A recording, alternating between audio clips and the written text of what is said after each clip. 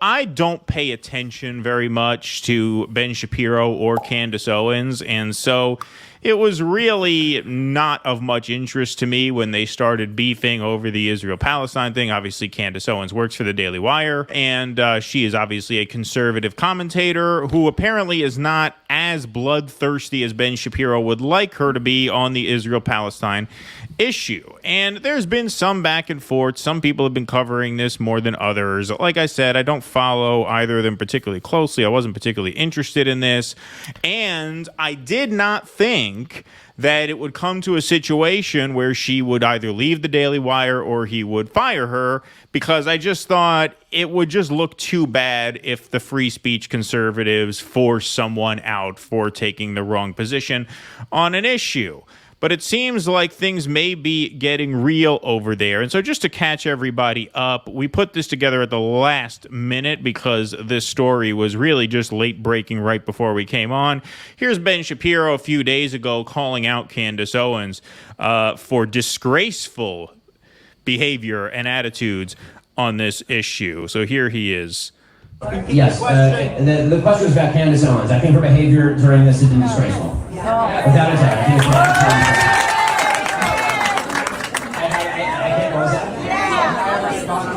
she still works for my company.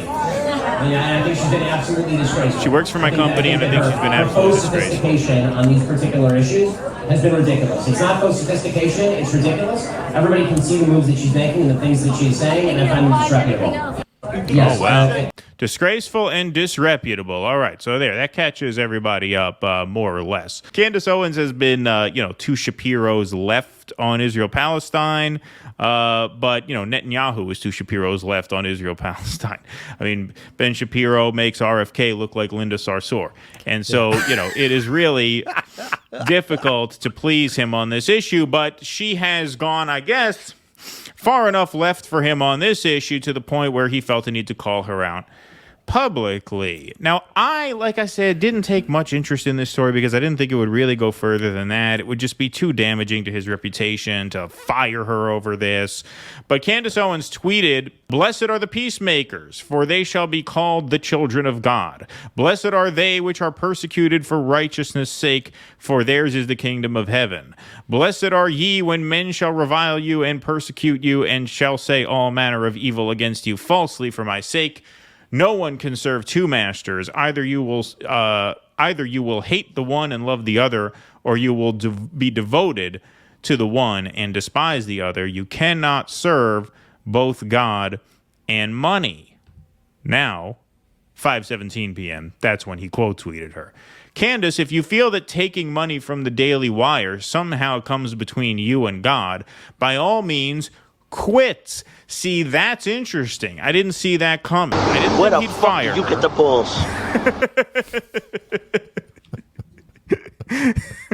I didn't think he would fire her because I think, it would just be too damaging to their reputation. Like, conservatives have been screaming about free speech and cancel culture. And yeah, we know they're hypocrites on it, but this would be taking it to an extreme that I think would just be too obvious even to their supporters and fans, not all of whom are gung-ho on Israel. Candace Owens works for the Daily Wire. She has a lot of fans, and a lot of them fall more or less where she does. So I didn't think he would take it here.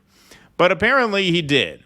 And then she tweets back, "You have been acting unprofessional and emotionally unhinged for weeks now, and we have all had to sit back and allow it, and have all tried to exercise exceeding understanding for your raw emotion."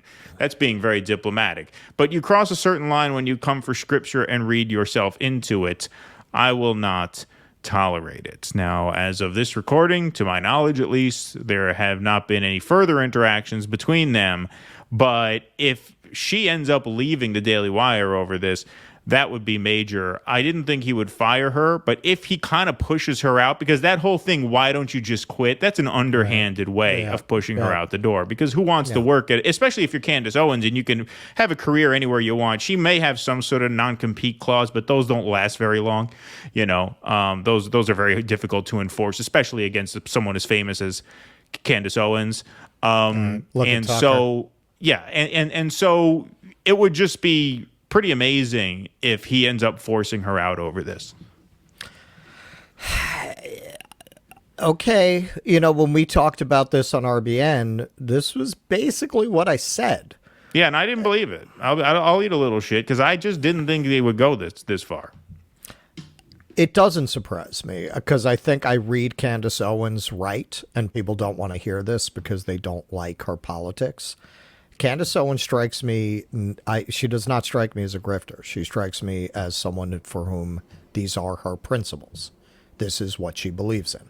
It does not surprise me that she would stand on principle in this case and tell him to go fuck himself. That's in keeping with how I read her. You don't have to like her politics. Not everyone whose politics you don't like is on the grift. You know, Matt Walsh is a perfect example. I have no doubt that he means everything that he's saying, right? I don't like his politics, but I don't question his sincerity about what he believes. Same thing with her. This doesn't surprise me about her at all. And Shapiro is the dictionary textbook definition of an unhinged Zionist. So you get somebody who's working for him, who is trying in any way to offer any moderation on this issue, which again, she knows who she works for. I think she's a person of principle, again, whether you generally like her principles or not. That's how I read her. So it doesn't surprise me that she took this stand that jeopardizes her relationship to Shapiro, and it doesn't surprise me he reacted this way. It makes total sense if you look at if you look at who they both are, that it would end up like this. Yeah, well, we will see if there are any further developments on that front, but we thought we should just check in with that because honestly, neither of them interest me very much. And so I really hadn't paid much attention to it up till now. But, you know, canning her over this, that would be a big story for sure. I talked about this on RBN too, and I would recommend it to our viewers to get better insight into not only Candace Owens, but black conservatism. It's called Uncle Tom. They did a sequel I haven't seen. Uncle Tom 2 was on there too. It's on Amazon Prime Video. And I think that was where I read, because I didn't know a lot about her. That was where I came away saying, all right, I can see where she's coming from, even if I don't agree with a lot of her conclusions. Also, remember, you see this also with Cenk. Cenk started out a Republican, right? And you can see those Republican tendencies come out on a lot of issues and the way he reacts to a lot of questions. She started out a lib.